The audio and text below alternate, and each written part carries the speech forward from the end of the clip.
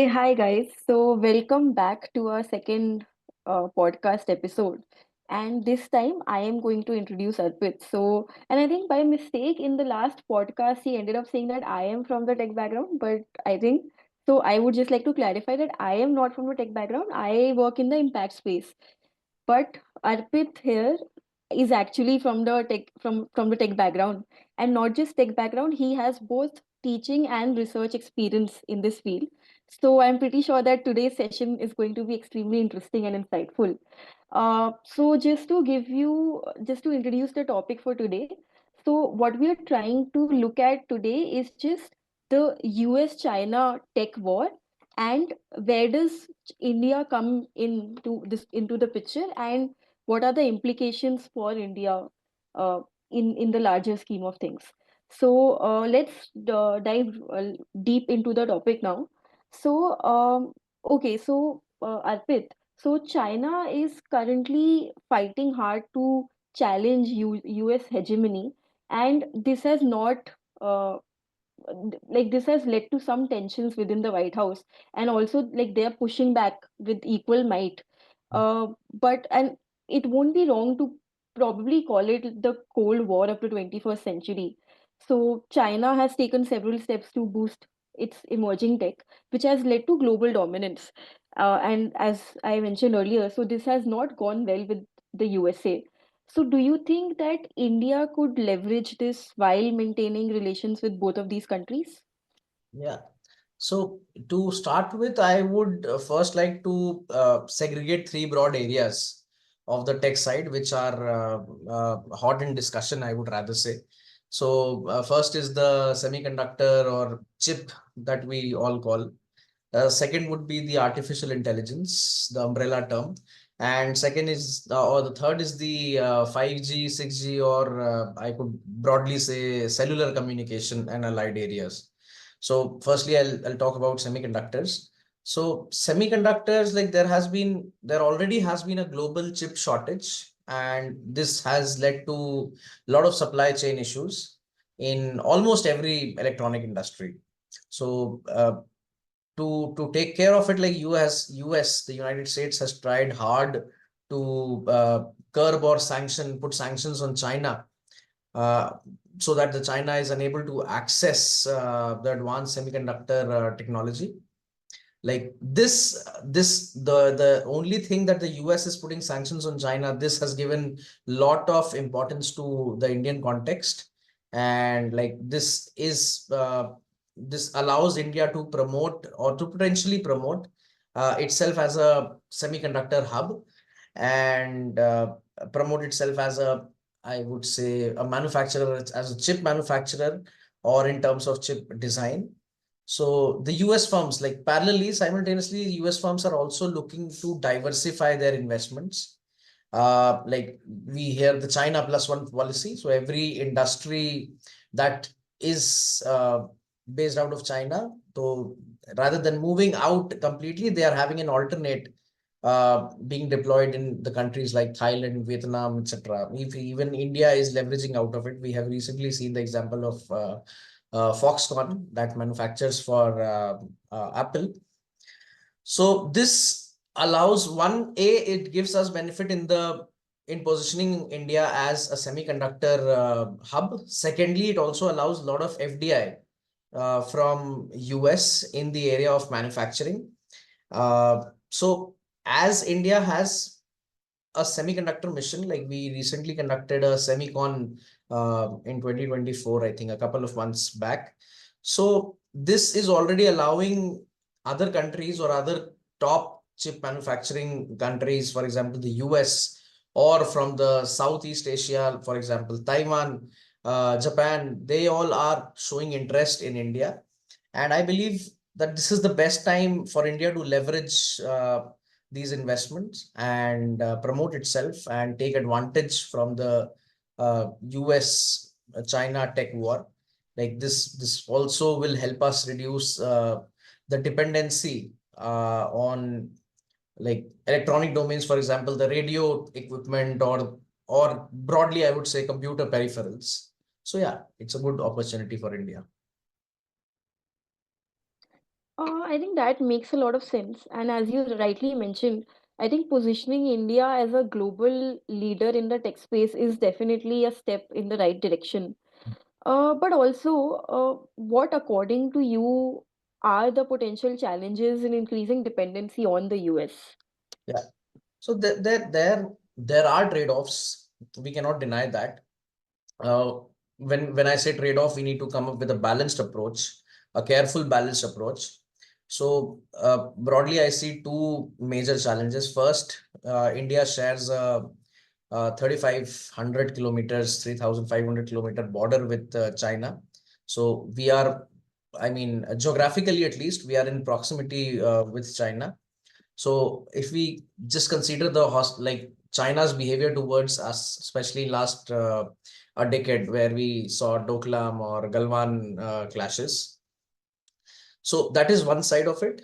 But having said that, our trade relations are at the peak at the moment. So like India's number one trade partner is China, almost equal neck to neck with the US. And when we talk about the imports, so China leads way ahead. So the trade is close to 120 billion US dollar. And out of this, close to half of the trade is around electronics or the electrical equipments.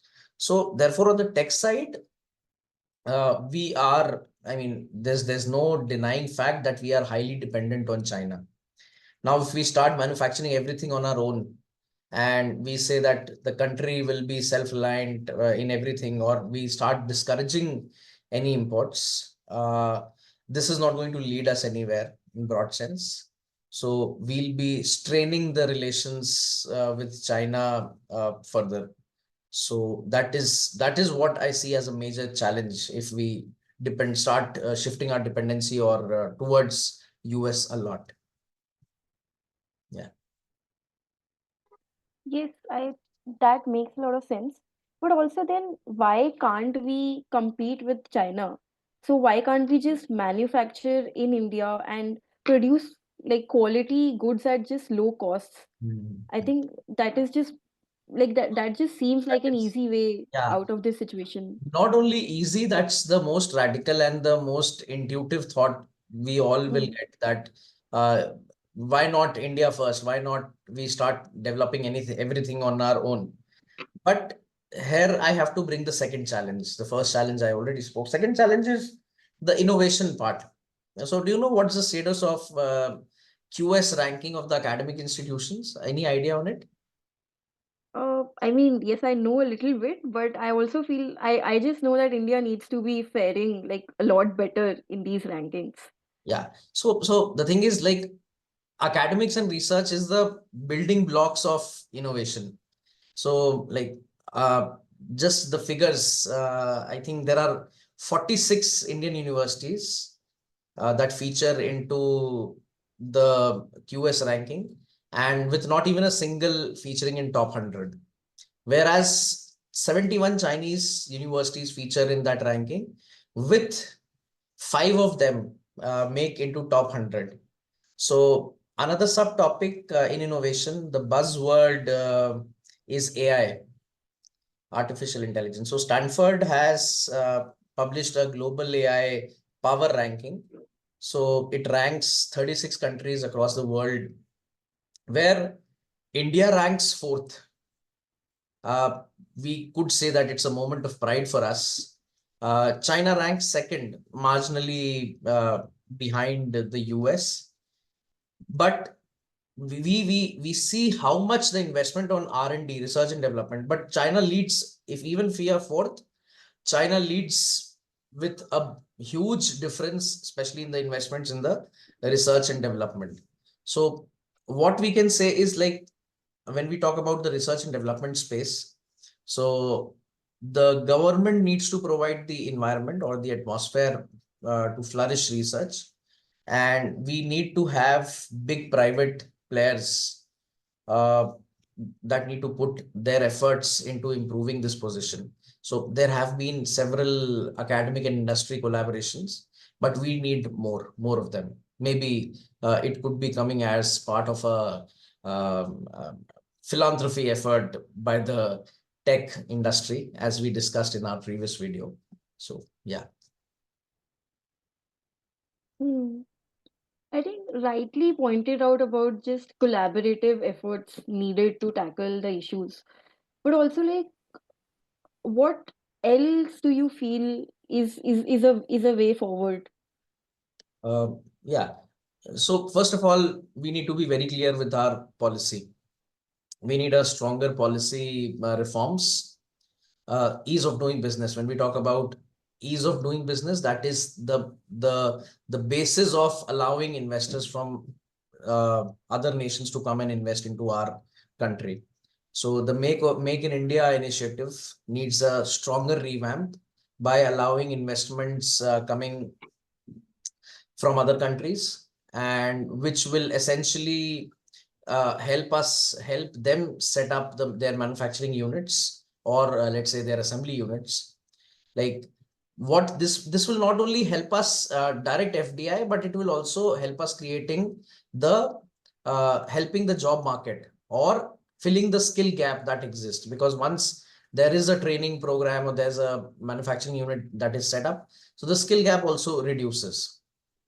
So when I talk about skill gap, both in terms of industry and research institutions, there should be partnerships, like I already mentioned, exchange programs, and there could be research visit. Let's say people spending a semester, the academic people spending a semester or more in the institutions where there are programs specialized in the area of artificial intelligence, or telecom, or quantum computing, or semiconductor, to say. And post this, we need to encourage more startups. So more startups should be arising from the country. Those startups could be coming as part of the hackathons, or they should be supported by industry players or investors.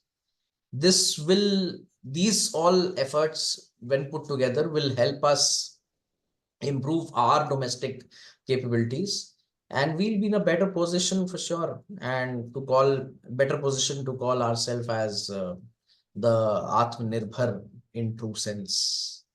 Hmm. Okay. So thank you, Arpit, for sharing your just detailed views on the US tech war.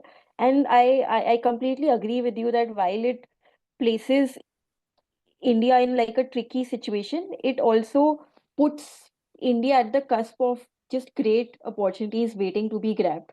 Right. So thank you so much for that, for those lovely insights. And to our viewers, please like this video and subscribe to our channel. Also, comment an area where you wish to listen more from us. So just that. Thank you so much for listening, and thank you, Arpit, for Thank you. joining us. Sure. Yes. Thank you.